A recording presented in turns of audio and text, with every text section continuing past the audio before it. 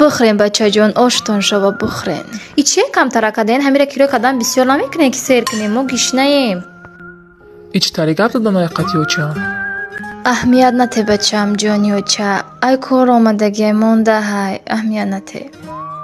ها دختر جان، محصولات کم داشتم برای همی کم تر کردم. آشتون شو بخورین. آخی ایچه جان، گشنه های تشنه که نمیبینه که شما برای خودتون یک قاشق انداختیم برای ما باشد کاسه را پر کردین که ما بخوریم. همه وقت شما کم خوردین که ما بیشتر بخوریم. چه خیلی که همیشه نمیفهمه. آخه بچه جان، وقتی که موقع میپختم در سر ایده کمتر خورده بودم برای همین ما سیرم بچه جان، سیرم. دلم برای بچه جانم خیلی تنگ شده. ها در زنده بودنش به قدرش نرسیدیم. اگه که ای دست دادیمش برای رفتنش میسوزیم. مادر فرشته بود و